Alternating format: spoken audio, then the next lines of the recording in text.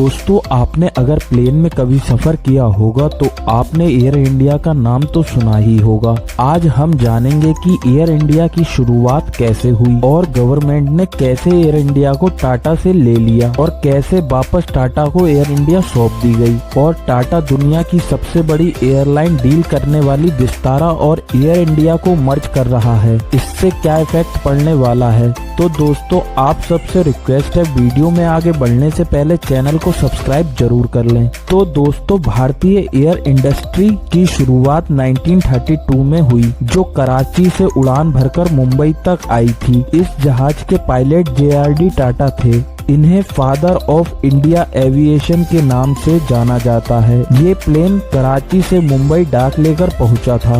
दोस्तों, उस समय JRD टाटा के पास एविएशन फ्लाइट उड़ाने का सर्टिफिकेट था, तो अंग्रेजों ने उन्हें फ्लाइट उड़ाने की अनुमति दे दी थी। आजादी से पहले हमारे यहाँ वायु परिवहन प्रारंभ हो गए थे और देखते देखते टाटा अपनी बुलंदियां छूते गया और उस समय टाटा एयरलाइन दुनिया की सबसे बेहतरीन सेवा देने वाली एयरलाइन हो गई थी। खुद JRD टाटा सफर किया करते थे और अगर कोई भी कमी होती थी तो वो खुद उसको दूर करते थे। वह खुद एक पायलट थे। लेकिन जैसे ही देश आजाद हुआ, उस समय सरकार प्राइवेट चीजों को अपने हाथों में लेना चाहती थी, क्योंकि जैसे ब्रिटिश ईस्ट इंडिया कंपनी एक प्राइवेट कंपनी बनकर आई थी, तो उस समय के मौजूद प्रधानमंत्री उनको ऐसा लगता था कि हमें बहुत सारी चीजों को अपने अंडरटेकिंग रखना चाहिए। इसी कड़ी में उन्होंने एयर इंडिया को एक्वायर कर लिया और राष्ट्रीयकरण कर दिया। इसको कहते हैं नेशनलाइजेशन। नेशनलाइजेशन 2 चरणों में हुआ।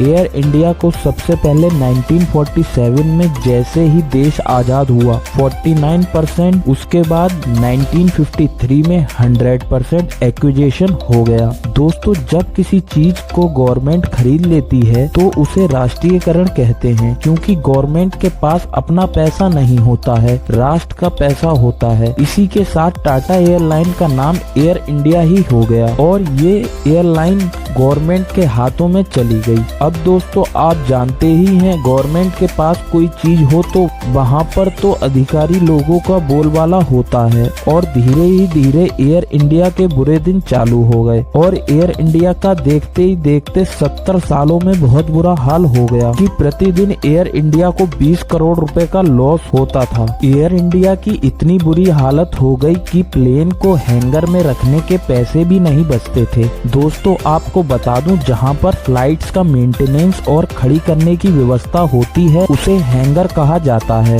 जब एयर इंडिया को इतना लॉस हो रहा था तो गवर्नमेंट ने सोचा कि इसकी बोली लगा दी जाए और इसको बेच दिया जाए। तो दोस्तों, टाटा के लिए ये एक अपॉर्चुनिटी थी अपनी संपत्ति वापस लेने के लिए। 18,000 करोड़ रुपए की बोली लगाकर टाटा ने एयर इंडिया को एक्वायर कर लिया। तो दोस्तों, 70 साल पहले JRD टाटा से टाटा एयरलाइन को ले लिया गया था और आज 70 साल बाद टाटा ने एयर इंडिया को एक्वायर कर लिया।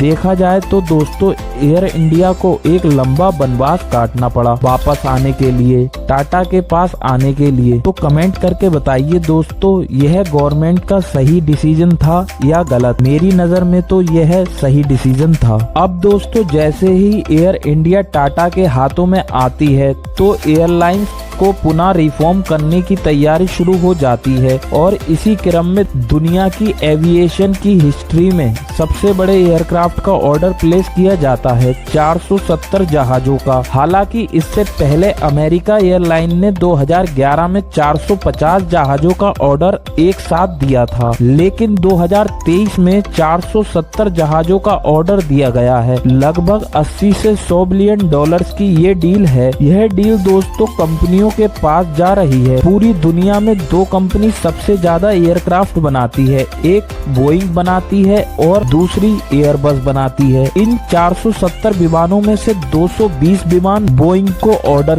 दिया गया है और 250 विमान का ऑर्डर एयरबस को दिया गया है। दोस्तों आपको बता दें, टाटा के पास पहले से ही विस्तारा एयरलाइंस है। विस्तारा और एयर इंडिया इन दोनों को मर्ज किया जा रहा है। यह मर्ज पूरी दुनिया में बहुत बड़ा प्रभाव छोड़ेगा। विस्तारा एयरलाइंस टाटा और सिंगापुर एयरलाइंस का एक जॉइंट प्रोजेक्ट है। विस्तारा की शुरुआत 2015 में हुई थी। इसमें टाटा का 51% शेयर होल्डिंग है और सिंगापुर एयरलाइन की 49% हिस्सेदारी है। अब दोस्तों विस्तारा एक छोटी एयरलाइंस है और उसको एक बड़ी एयरलाइंस में मर्ज किया जा रहा है। अब टाटा की शेयर होल्डिंग तो विस्तारा में भी है और एयर इंडिया में भी। अब बात आती है सिंगापुर एयरलाइन की, क्योंकि सिंगापुर एयरलाइन की हिस्सेदारी विस्तारा में तो है लेकिन एयर इंडिया में नहीं। इस सब के बीच सिंगापुर एयरलाइन ने एक फैसला लिया और टाटा को 2000 करोड़ रुपए की फंडिंग करके दोनों एयरलाइंस में अपनी शेयर होल्डिंग कर ली।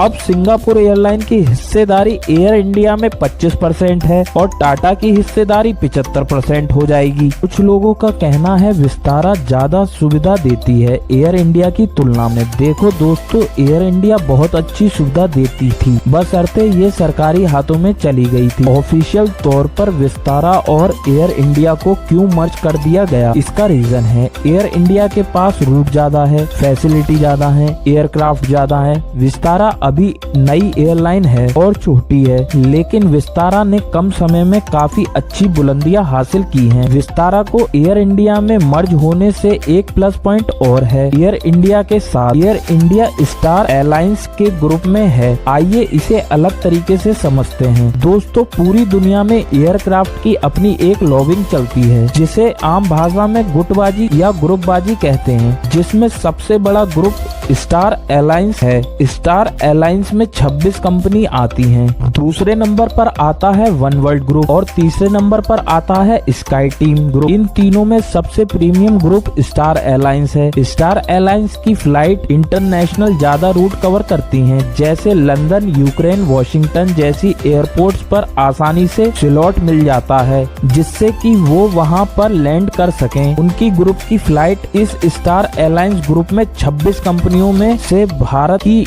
एकमात्र कंपनी है air India. Air India star group of airlines में 2014 में शामिल हुआ था। स्टार एयरलाइंस के ग्रुप में एयर इंडिया के होने से सबसे बड़ा फायदा होगा, एयर इंडिया को इंटरनेशनल रूट को कवर किया जा सकेगा। इंटरनेशनल रूट की बात करें तो इंडिया का दबदबा बहुत कम है। वहाँ पर थाई एयरवेज है, एतिहाद है, एमिरेट्स है, ब्रिटिश एयरवेज है, अमेरिकन एयरलाइंस है। इन लोगों का दबदबा है। हम लोगों का डोमेस्टिक में दबदबा है। इंडिया का डोमेस्टिक मार्केट में जो घरेलू उड़ान है उसमें 56% हिस्सेदारी इंडिगो की अकेले है। वहीं एयर इंडिया ग्रुप में 3 एयरलाइन आती हैं, एयर इंडिया, विस्तारा और एयर एशिया। इन तीनों को मिलाकर 24% हिस्सेदारी है। लेकिन इतने बड़े ऑर्डर के बाद टाटा एक लंबी छलांग लगाने वाला है। अब भारत में एयरलाइंस के बीच में कंपटीशन होगा, अच्छी बात है। सर्विस अच्छी मिलेगी, फैसिलिटी अच्छी मिलेगी। अब टाटा की एयर इंडिया इतना बड़ा ऑर्डर दे रही है तो इंडिया में सबसे बड़ी घरेलू उड़ान इंडिगो देखती है, वो शांत तो बैठेगी नहीं। तो दोस्तों इंडिगो की शुरुआत 2005 में हुई थी, तो उन्होंने 100 जहाज का ऑर्डर दिया था। 2011 में 180 जहाज का, 2016 में 400 जहाज का, 2020 में 300 जहाज का ऑर्डर दिया था। अभी इसमें से आधे जहाज ही आए हैं, अभी आधे जहाज आना बाकी है। अभी उड़ती उड़ती खबर आई है कि एयर इंडिया के ऑर्डर को देखते हुए इंडिगो ने 2023 में 500 और जहाजों का नया ऑर्डर देने के बारे में सोच रहे हैं। और